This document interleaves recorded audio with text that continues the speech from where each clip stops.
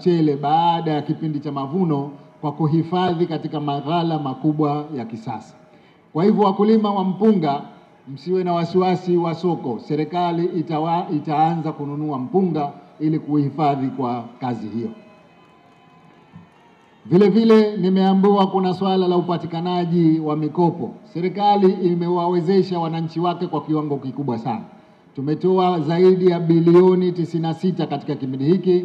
Awamu ijayo, Mwenyezi Mungu akitujalia kurudi madarakani, tutaongeza fungu la uwezeshaji wananchi kiuchumi, ikiwemo wakulima waweze kupata pembejeo kwa wakati, waweze kuzalisha vizuri zaidi. Na mikopo yetu kama mnavyojua ni mikopo isiyokuwa na riba. Unachokopa ndicho unachorudisha hicho hicho.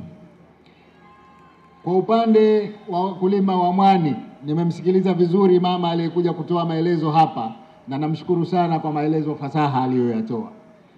Tutaendelea kutoa zana kwa ajili ya ukulima wa mwani, ikiwemo boti zile ndogo ndogo, vihori, kamba na mahitaji mengine yote yanayohitajika.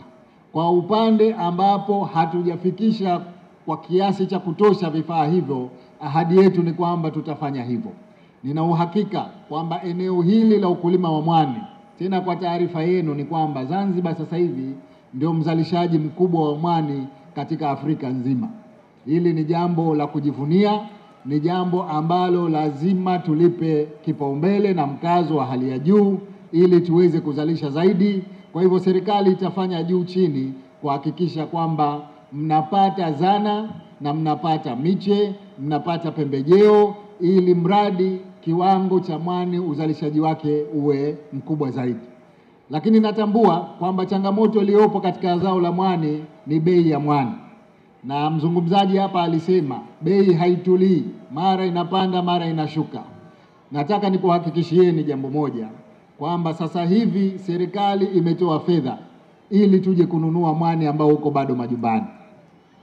Tutatoa bei nzuri ya shilingi 1000, sio ile 700 na 500 zinazotolewa na wanunuzi wengine. Kwa hivyo tutahakikisha tunaununua mwani wote uliokuwepo, lakini tutahakikisha vile vile tunajenga viwanda vya kusarifu mwani hapa Unguja kama ambavyo tumejenga Pemba, ili tuweze kuongeza thamani katika zao letu la mwani. Kwa upande wa mashine ya kusaga, mama yule amezungumza kwamba wanakwenda mbali sana kufuata mashine hiyo. Mashine hizi si kubwa, tutazitengeneza ili kuzisambaza katika maeneo mbalimbali, tusilazimike watu kwenda masafa ya mbali kwenda kupeleka kusaga mwani. Elimu itaendelea kutolewa kwa wakulima wa mwani, walime mwani wa aina gani, waukaushe namna gani, waongeze thamani namna gani. Tutaendelea kutoa elimu hiyo ili kuupa thamani zaidi mwani wetu na mkulima asilazimike kuuza kwa bei ndogo. Tulipewa taarifa hapa kwamba maeneo wanaolima mwani wakati mwingine yanavamiwa, yanaharibiwa. Tutahakikisha kwamba yanalindwa. Tutatafuta utaratibu mzuri zaidi wa kuweza kuweka maeneo maalumu kwa ajili ya mwani, maeneo maalum kwa ajili ya utalii, maeneo maalum kwa ajili ya uvuvi, ili kusiwe na mwingiliano ambao unaathiri shughuli za wanaofanya kazi hizi.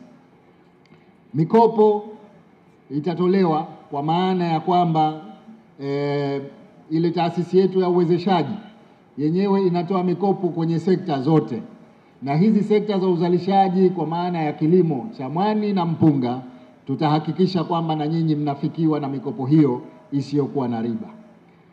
Ombi maalum lilitolewa kuhusu skuli hapa, kwamba Marumbi inahitaji skuli, na kwamba vijana sasa hivi wanakwenda mbali, wanakwenda Uroa. Naweza kusema kwamba ombi hili nimelipokea. Bahati nzuri tayari tumeshatia mkataba wa skuli mpya za kisasa za ghorofa 20.